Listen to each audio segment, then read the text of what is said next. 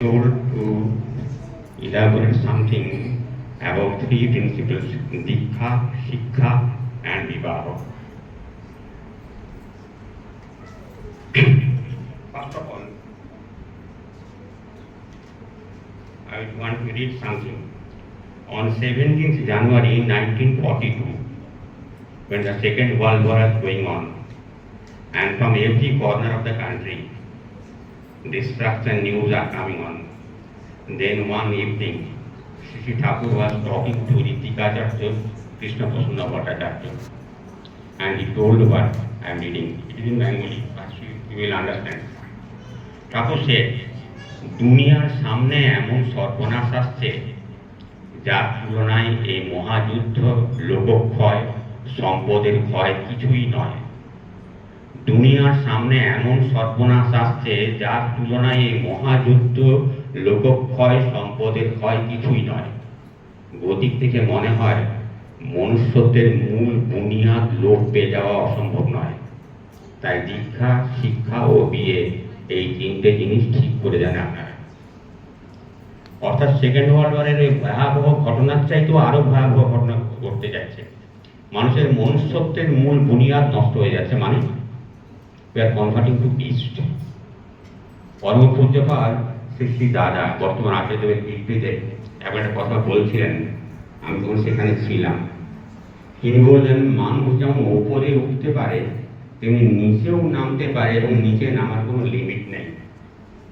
আমি কি মিন করছি আপনারা বুঝতে পারছেন? সাম্প্রতিক যে যে ঘটনাগুলো ঘটে গেছে তাতে আমাদেরকে মানুষ বলে পরিচয় দিতেই ঘেন্না লাগে। মনুষ্যত্বের মূল বুনিয়াদ নষ্ট হয়ে গেছে। We are converting to beast. পশুরাও আমাদের চাইতে ভালো বলে মনে হচ্ছে। ঠাকুর তখনই এটা ফিল করেছিলেন। উপায় তিনি শুধু ভয় দেখাতেন না, রেমেডিও বলতেন। তাই তিনি বললেন, তাই দীক্ষা, শিক্ষা ও বিয়ে এই তিনটে জিনিসই ঠিক করে দেন আপনারা। এখন দীক্ষা এইসব কথা যখনই বলা হয়, দীক্ষার কথা পার্টিকুলার দেখা যায় এলিট ক্লাস, যারা তথাকথিত এলিট ক্লাস, তারা দীক্ষা নিয়েই নাক ফেটকান। তারা ভাবেন দীক্ষা মানে ওবিডিয়েন্স, সম্মান, অর্থাৎ নিজের স্বাধীনতা নষ্ট করা। তারা বলেন তা নয়, দীক্ষার কথার অর্থ। Every word has some root meaning. The word diksha comes from দক্ষতা, efficiency. Those performance which will increase your efficiency. Now every one of us, he may be in any field, would like to increase his efficiency. So efficiency can be increased only by being attached to some supreme beloved, দীক্ষা। ঠাকুর বললেন যে দক্ষ হওয়ার উপায় হলো দীক্ষা। আবার এক জায়গায় বলছেন যে দীক্ষার কথাটা, যে দীক্ষা কথাটা অর্থ হচ্ছে এমন একজন লোকের সাথে যুক্ত হওয়া, হু নোজ এভরিথিং, এবং তার সাথে যুক্ত হয়েই নিজের জীবনটাকে নতুন করে শুরু করা। To initiate my life in a new manner, and that is why the English word of the word Diksha is initiation. Initiation means to initiate. My life begins from today when I become initiated. Narad তিনি সর্বশ্রেষ্ঠ বিশারদ ছিলেন। তিনি ঋষি সনত কুমারের কাছে দীক্ষা প্রার্থনা করলেন। ঋষি সনত কুমার যখন তাকে জিজ্ঞাসা করলেন, ইউ নো এভরিথিং, ওয়াই তুমি আমার কাছে দীক্ষা চাইছো কেন? তখন তিনি একটা কথা বলেছিলেন, সোহং ভগব মন্ত্র বিদেবাসময়ী নাথমণি। মানে আমি সবাইকে জানি, জানি না শুধু নিজেকে। I do not know myself, what is inside me I do not know. আমি এই মুহূর্তে সাদা জামা কাপড় পরে খুব ভদ্রবেশে আপনার কাছে বক্তৃতা দিচ্ছি। আই ডোন্ট নো আমার সামনে টেম্পটেশন এলেও হোয়াট শ্যাল আই ডু। আমি তখন নিজেকে চেক আপ করতে রাখতে পারবো তো? এই যে নিজেকে চেনা, রবীন্দ্রনাথেরও একই গান আছে যে নিজেকে আগে চেনো। ঠাকুরেরও কথা আছে যে নিজেকে চেনো। আর এই উপনিষদে বলা হচ্ছে আত্মনাং বৃদ্ধি, দীক্ষা নিলে নিজেকে চেনা যায়। ঠাকুর বহু বাণী দিয়েছেন, এর মধ্যে রীতায়নী বলে একটা বাণী আছে। রীতায়নী, ঋত যুক্ত অয়ন। ঋত মিনস ট্রুথ, আমরা যে ট্রুথ ভাবি তা নয়। যে ট্রুথটা আমি আমার অন্তর দিয়ে জেনেছি, which I felt from my heart, that is called ঋত। That is why the rishis of the Upanishad says সত্যং বধিষ্যামি ঋতং বধিষ্যামি। সত্য মানে বাচিক সত্য, ঋতং মানে যেটা আমি মনে অনুভব করেছি। সে মনের সত্যকে অনুভব করার পথ হচ্ছে এই কাহিনী। It's a very long. আমি তার কিছুটা অংশ একটু বলার চেষ্টা করছি।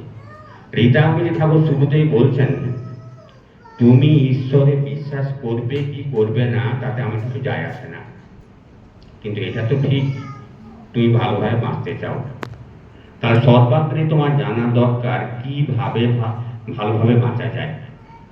তোমার এটাও জানা দরকার হোয়াট আর দ্য অবস্ট্যাকলস, ভালোভাবে বাঁচার পথে বাধা কোনগুলো এবং সেই বাধাগুলোকে কিভাবে অতিক্রম করা যায়। তুমি একটা পরিবেশের নিত্য বড় হচ্ছ, সেখান থেকে তুমি সবকিছু নিচ্ছ।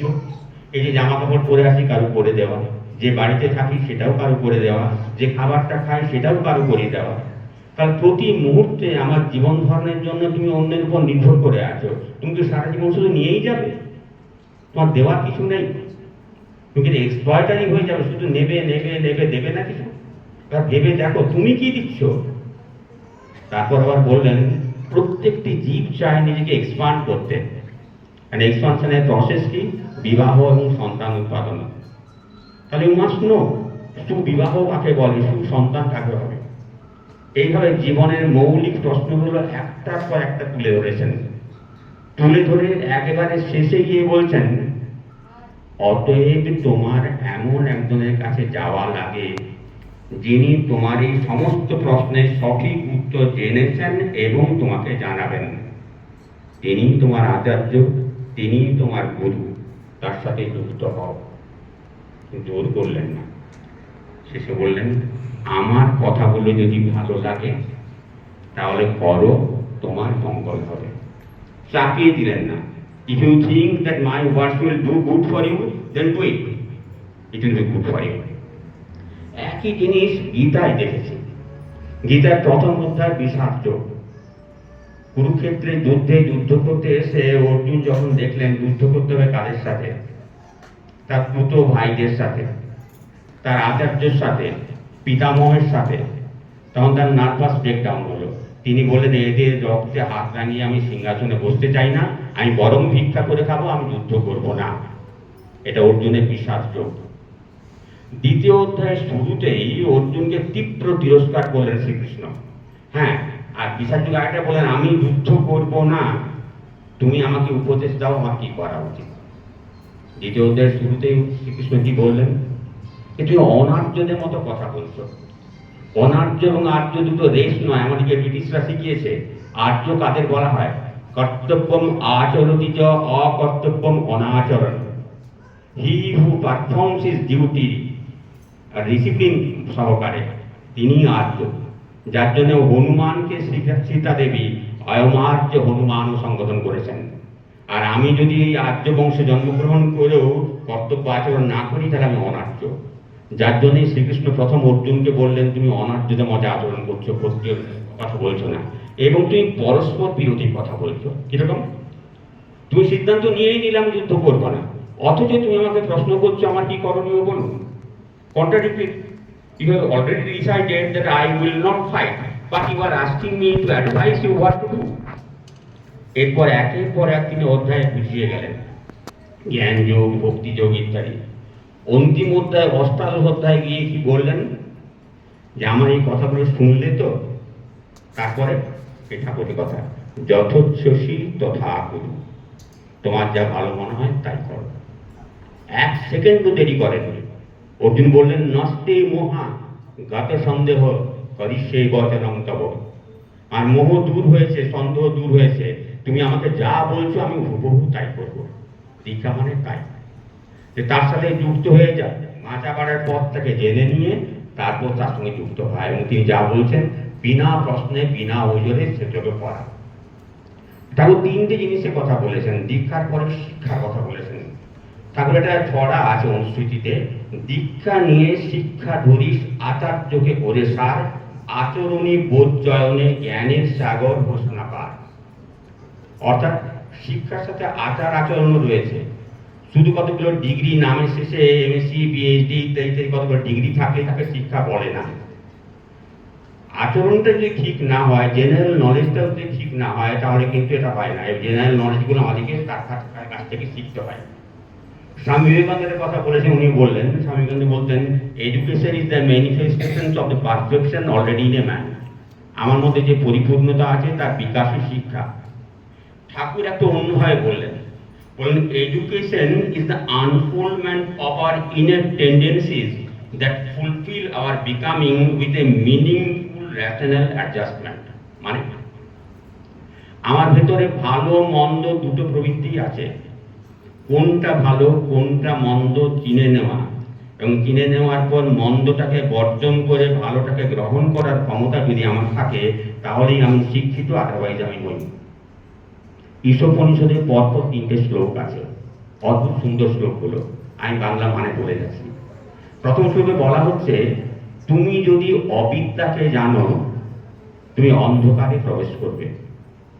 দ্বিতীয় শ্লোকে বলা হচ্ছে, তুমি যদি কেবলমাত্র বিদ্যাকে জানো তুমি আরো গভীর অন্ধকারে প্রবেশ করবে। তুমি যদি বিদ্যা কি অবিদ্যা কি দুই জানো এবং বিদ্যা দিয়ে অবিদ্যাকে অতিক্রম করো, তখন তুমি জ্ঞানের অধিকারী হবে। আমরা সবাই জানি ঠাকুরের ছড়া আছে, পিতায় শ্রদ্ধা মায়ে টান, সেই ছেলে হয় সাম্যপ্রাণ। সাম্যপ্রাণ মানে ছড়াটা আমরা বলেছি, হোয়াট ইজ ব্যালেন্সড লাইফ। একটা বাচ্চাকে যেমন সাম্যপ্রাণ বলা হয়, সাম্যপ্রাণ কথাটা অর্থ হচ্ছে he who knows what is good and what is bad both, and by his character he can withdraw himself from the bad and engage himself to the good. ভালো মন্দ দুটোকেই জানা।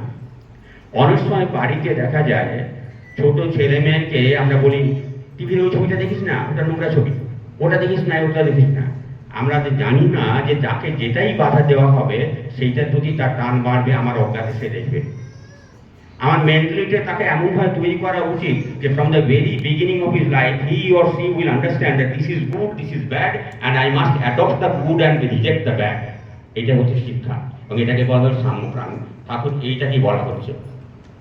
তাই বলছেন, education teaches you not to become a problem but become a solution. Education teaches you not to become a problem but a solution. আমাদের ex president APJ Abdul Kalam, তিনি একটা অদ্ভুত কথা বলতেন, no lock has been made without a key, no problem will be found without a solution. Your duty is to find the key and to the solution. এটাই হচ্ছে real education. আমাদের বর্তমান আচার্যদেব একটা কথা বলেন, বর্তমান আচার্যদেব একটা কথা আমি শুনেছি, তিনি বলতেন, রাগ মানে পরাজয়, কর্মে যুক্ত হও আর রাগ কমে যাবে। কখনো রাগবে না, সব কথারই উত্তর দেওয়ার প্রয়োজন নেই, নিন্দাকে তাচ্ছিল্যে ভরিয়ে দিতে হবে, মনকে ঈশ্বরে ন্যস্ত করে নিশ্চিন্তে থাকো। এই রাগ, অ্যাঙ্গার, ক্রোধ, এটা ইমোশনাল আউটবাস্ট, এটা আমাদের সব থেকে বড় শত্রু। একটা কাহিনী বলি, রাম রাবণের যুদ্ধ শেষ, রাবণ দুর্বাহিত, কিছুক্ষণ পরেই মারা যাবেন। এই সময় রামচন্দ্র লক্ষ্মণকে বললেন যে রাবণ কিন্তু খুব ভালো রাজা ছিলেন, ভেরি গুড অ্যাডমিনিস্ট্রেটর, তুমি তার কাছে যাও, গিয়ে রাজ্য শাসন কিভাবে করতে হয় শিখে এসো। লক্ষ্মণ আদৌ রাবণকে পছন্দ করেন না, কিন্তু দাদার আদেশ রাগে গজগজ করতে করতে গিয়ে রাবণের কাছে গিয়ে বললেন, দাদা পাঠিয়েছেন তাই এসেছি, now teach me how to rule a state, আমাকে রাজ্য শাসন শেখান। তার বলার ভঙ্গি দেখে রাবণ চোখ বন্ধ করে ঘাট ঘুরিয়ে দিলেন, কোনো উত্তর দিলেন না। লক্ষ্মণ ফিরে এলেন, ফিরে এসে রামচন্দ্র বললেন, কি হলো? না, আমি এভাবে বললাম যে দাদা পাঠিয়েছেন তাই এসেছি, আমাকে শেখান how to rule a state. বলে তিনি উত্তর না দিয়ে মাথা ঘোরালেন, বললে এটা বলার ভঙ্গি নয়, দিস ইজ নট আর্যতা, চলো আমার সাথে দেখবে। এবারে লক্ষ্মণকে নিয়ে রাম স্বয়ং এলেন, রাবণের পদপ্রান্তে বসে তদ্বিদ্ধি প্রণিপাতেন পরিপ্রশ্নেন সেবয়া। গুরুর কাছ থেকে শিখতে গেলে তাকে সেবা দ্বারা সন্তুষ্ট করে তার কাছ থেকে কিছু জানতে হয়। তিনি বিনয় সহকারে বললেন, আপনি কি রাজ্য শাসন সম্বন্ধে আমাদেরকে কিছু উপদেশ দেবেন? এবারে রাবণ বললেন, শোনো, আমি আর জীবনের চরম সত্যতা মৃত্যু আগে বলে যাচ্ছি। আর বোন শূর্পণখা যখন এসে বলল যে লক্ষ্মণ ওর নাক কান কেটে দিয়েছে, আমি রাগে অন্ধ হয়ে সীতামাকে হরণ করে নিয়ে এলাম, যার পরিণতি সোনার লঙ্কা পুড়ে ছাই হয়ে গেল। জীবনের পরম শত্রু হচ্ছে এই রাগ, অ্যাঙ্গার, কন্ট্রোল দিস অ্যাঙ্গার, এটাকে কন্ট্রোল করার চেষ্টা করো। এবার ভাবুন দেখি, ঠাকুর আমাকে সকালবেলায় প্রথম কি শব্দটা উচ্চারণ করতে শেখান। পরমচন্দ্র দুলালকে আপনারা অনেক অনেক কথা চেনেন, আমাকে বলতেন ইষ্টভৃতি করার আগে কথা পর্যন্ত বলবেন না, আগে তার কাছে বসে নাম ধ্যান করবেন, শত অনুজ্ঞা বা অটো সাজেশন পাঠ করবেন, ইষ্টভৃতি করবেন, তারপর কথা। তাহলে আমি জীবনের ভোরবেলা নিয়ম মানি, তাহলে আমি প্রথম কোন শব্দটা উচ্চারণ করি? ঠাকুর প্রথম যে শব্দটা আমাকে দিয়ে উচ্চারণ করেন সেটা হচ্ছে আমি অক্রোধী, আমি অক্রোধী। অকারণে যখন কারো উপর রাগ করে আমি তাকে বকতে যাব, I should think that the first word which I utter at the very morning is আমি অক্রোধী। দ্যাট ইজ ওয়াই আমাদের আচার্যদেব ওই একই কথাই বললেন। প্রফেসর আইনস্টাইন একটা অদ্ভুত সুন্দর কথা বলতেন, weak people revenge, strong people forgive, intelligent people ignore. Weak people revenge, strong people forgive, but intelligent people ignore. আচার্যদেব ওই কথা বললেন, সমস্ত কথার উত্তর দেওয়ার কোনো প্রয়োজন নেই, তাচ্ছিল্যে ভরিয়ে দিয়ে ঈশ্বরে ন্যস্ত করে নিশ্চিন্তে থাকো। এটা হচ্ছে শিক্ষা আমাদের অবদান। তারপরে যেটা দরকার সেটা হচ্ছে বিবাহ। আজকাল চতুর্দিকে যে সমস্ত ঘটনাগুলো ঘটছে, খবর কাগজে পড়তে ইচ্ছে করে না প্রত্যেক দিন। একটা সিরিয়াস কথা, একটা হালকা কথা বলি। মার্ক টোয়েন একটা অদ্ভুত সুন্দর কথা বলতেন, if you don't go through newspaper, you will be uninformed, and if you go through the newspaper, you will be misinformed. If you don't go through the newspaper, you will be uninformed, and if you go through the newspaper, you will be misinformed. প্রত্যেকটা news paper এই কোনো না কোনো হয়ে কাজ করছে, এবং তার একটা উদ্দেশ্য আছে নিজের মতটা নিজে চাপিয়ে দেওয়া। তো এনিওয়ে, এই খবরের কাগজ খুললেই প্রতিদিনই যে সমস্ত ঘটনাগুলো দেখছি, এগুলো দিয়ে মাঝে মাঝে মনে হয় যে কেন এই ধরনের মানুষ তৈরি হচ্ছে। ঠাকুর যাকে খুব পছন্দ করতেন, Alexis Carroll, man the unknown বলে বই লিখেছিলেন, যিনি মেডিসিনের ডক্টরেট। তিনি একটা অদ্ভুত কথা লিখেছিলেন, সেটা কি, criminality and insanity can be prevented only through a proper knowledge of eugenics. Lady Chatterley cannot marry, but should not marry one from John, Dick and Harry. অর্থাৎ ঠাকুরের যে কথাটা বলেছেন যে প্রতিলোম বিবাহটাকে সম্পূর্ণ নিষিদ্ধ করো, এর মধ্যে কোনো খারাপ কাউকে ছোট করা কাউকে বড় করা নয়, ইজ আ ন্যাচারাল ল। আমি নিজে কেমিস্ট্রির টিচার ছিলাম, নিজে ছাত্র বলেই মনে করি। আই নো ওয়েল যে the product always depends on the nature of the reactants. What type of reactants are reacting the product will depend then.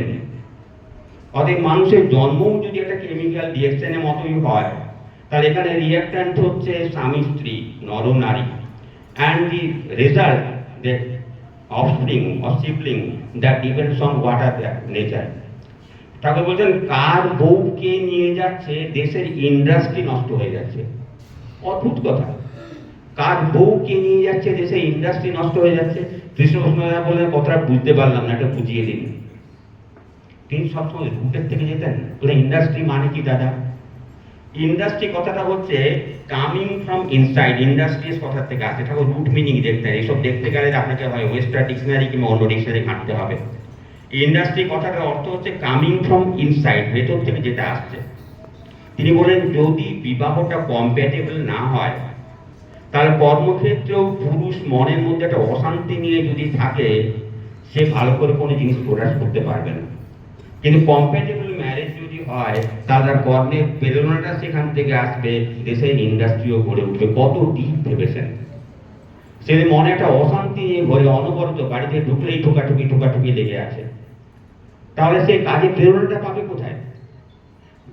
Behind the success of every great man there is the contribution of his wife. দেখা যায় এটা, আর তাদের ক্ষেত্রে এটা রয়েছে। আইনস্টাইনের প্রথম বিবাহ অত্যন্ত খারাপ হয়েছিল, যার জন্য তিনি সেই অবস্থায় খুব খারাপ ছিলেন। কিন্তু দ্বিতীয় বিবাহিতা বা যেটা বিবাহ হয়েছিল, সেক্ষেত্রে তার স্ত্রী অলমোস্ট লাইক হিজ মাদার তাকে দেখতেন, এবং যার জন্য তার পরবর্তী জীবনে এত সাকসেস এসেছিল। যার জন্য ঠাকুর বারে বারে বলছেন যে কম্প্যাটেবল ম্যারেজের কথা। ভারতীয় নারী বলে একটা বই আছে রামকৃষ্ণ মিশনের উদ্বোধন কার্যালয়ের প্রকাশনা, আমি তাতে কিছু বলছি। তার পৃষ্ঠা 55 স্বামী বিবেকানন্দ বলে যাচ্ছেন, যদি যে কোনো পুরুষ বা নারীকে তার পছন্দ মতো যে কোনো পুরুষ বা নারীকে বিবাহ করার অনুমতি দেওয়া হয়, তাহলে সেক্ষেত্রে প্রথমেই যেটা আকর্ষণ হবে সেটা দৈহিক আকর্ষণের উপর বেশি, এবং সেক্ষেত্রে সমাজে পশুর আবির্ভাব হবে। এই পশুগুলিকে শাসন করার জন্য দেশে দেশে প্রচুর পুলিশের দরকার হবে, ঘর ঘরটা জেলখানা হয়ে যাবে। তারপর সাংঘাতিক কথা বলছেন, যেহেতু তোমার সন্তানের কুফল সমাজের উপরে পড়বে, অতএব সমাজের অধিকার আছে তোমাকে নিশ্চিত করা যে তোমার এই বিবাহ করা উচিত নয়, এই ধরনের বিবাহ করা উচিত। তাই বলেন যে ঔদার্য ধ্বংসকে আহ্বান করে তা কিন্তু সাংঘাতিক। আমাদের তথাকথিত ঔদার্য যেটা গণবিবাহ, আজকাল নতুন স্টাইল হয়ে গেছে গণবিবাহ করা, সেখানে খুব ভিআইপিরা এলেন ঢাকঢোল পিটিয়ে করা বলে যার সাথে। তারপর দেখেছেন কি হয়। মেদিনীপুরে আমাদের গরু ভাই ওখানকে কোর্টে ঢুকি, যেভাবে অদ্ভুত তথ্য দিলেন যে মেদিনীপুরের মতো একটা মোটামুটি মহোৎসব শহরে কোর্টে প্রতি মাসে মিনিমাম 50 থেকে 60টা ডিভোর্স কেস হচ্ছে, এবং ম্যাক্সিমাম দেখা যাচ্ছে যে 10, 11, 12 পড়া মেয়েদের ক্ষেত্রে। আমি কি ভেবে দেখেছি, কখনো তলিয়ে দেখেছি যে ঘরে আগুন লেগে গেছে, কিন্তু আমরা এখন ভেবে দেখছি না। এবং এই যে জিনিসগুলো ঘটছে, এটা পিছনে কিন্তু মা বাবারও রয়েছে। একটা শিশু যখন বড় হয়, মা বাবার উচিত তাকে ট্রেনিং দেওয়া যে তুমি বড় হয়ে এই জিনিসগুলো করো না, এবং তাকে গোপন যাতে সে কখনোই না করে। At least he or C should open his heart towards his mother. এতে মায়ের দায়িত্ব সবচেয়ে বেশি, যে তোমার যে কোনো কথা অন্তত আমার কাছে বলবে, সে কোনো গোপন করো না। একবার যদি সে গোপন করতে শুরু করে, তাহলে আস্তে আস্তে তার অধঃপতন হতে পারে। And the path is very slippery, কোথায় গিয়ে যে নামবে তার কোনো ঠিক নেই। সেই জন্যেই এই তিনটে জিনিসের উপর ঠাকুর এত বেশি জোর দিয়েছেন। আমি আর বেশি কিছু কথা বাড়াবো না, আমি দু একটা ঠাকুরের অমূল্য উক্তির কথা বলে বলাটা শেষ করছি। ঠাকুর যে যেমন স্তরে সেই ধরনের প্রশ্নের উত্তর দিতেন। জনৈকা মা ঠাকুরকে বললেন, সত্যানুসরণে আপনি যা যা বলেছেন সংসারে থেকে ওগুলো করা খুব কঠিন। ঠাকুরের চটজলদি উত্তর, ওগুলো না করলে সংসারই করা যায় না। সংসার শব্দটার উৎপত্তিগত অর্থ সম্পূর্বক শ্রী ধাতু অনর, সম্যক ভাবের চরণ, না করলে সংসারই করা যায় না। আলোচনা প্রসঙ্গের অনুলোক প্রফুল্ল কুমার দাস জিজ্ঞেস করলেন, ঠাকুর আপনার কথা অনুযায়ী চলা খুব কঠিন, তাকে তার লেভেলে উত্তর দিলেন। তিনি বললেন, ভেতরে অনিচ্ছা বা অন্য ইচ্ছা থাকলে করা কঠিন নয়। ভেতরে অনিচ্ছা বা অন্য ইচ্ছা থাকলে করা কঠিন হইলে নয়। আর কৃষ্ণপ্রসন্ন ভট্টাচার্য ঋত্বিকাচার্য, একমাত্র তিনি ঋত্বিকাচার্য ছিলেন, তিনি যখন বললেন, আপনাকে কত প্রশ্ন করলাম, কত উত্তর পেলাম, তবু মন প্রশ্ন শূন্য হয় না কেন? Still I have some questions, why? Thakur তাকে উত্তর দিলেন, আমার কাছে শোনা কথাগুলি যদি কর্মে রূপান্তরিত না করেন, তাহলে বিশ্বাস দৃঢ় হয় না। বিশ্বাস দৃঢ় না হলে মন প্রশ্ন শূন্য হয় না। আমাদেরকে সেটা ভেবে দেখতে হবে, তার কাছে শোনা কথাগুলি আমরা জীবনে কর্মে রূপায়িত করছি তো? কর্মে রূপায়িত না করলেও যত ওপরেই উঠি না কেন, পতন কিন্তু হতেই পারে, পতনের কোনো শেষ নেই। আমার জীবনে একটা খুব ক্রিটিক্যাল মুহূর্তে আমি ঠাকুরের শরণাপন্ন হয়েছিলাম। সেই সময় একটা লোক, যেমন বলা হয় যে ডাউনিং ম্যান ক্যাচেস একটা স্ট্র, আমাকে একজন বলেছিলেন যে নাম করতে, তখন প্রচণ্ড নামও হতো। পরবর্তীকালে যখন সে ক্রিটিক্যাল পিরিয়ডটা কেটে গেল, অনেকটা নর্মাল হলাম, তখন একজন পরম পূজ্য শ্রী দাদাকে জিজ্ঞেস করেছিলাম তার সামনে বসে, যাকে সেই ক্রিটিক্যাল মুহূর্তে প্রচুর নাম হতো, এখন কিন্তু অতটা পায় না। উনি আমাকে আঙুল দেখিয়ে বলেছেন, লাইফটা সাইন কার্ভের মতো, এই যে নিচের দিকে নামছেন, এই সময় জোর করে আঁকড়ে ধরবেন, নামটা চালিয়ে যাবেন, that is the only way. এটা আমার কাছে এক্সপেরিমেন্টাল ট্রুথ, আমি কথার কথা বলছি না, এটা experimentally verified that name and only name can save us from all the disasters. Once again, I pray in the lotus feet of Thakur, happiness and bliss for you all. Thank you.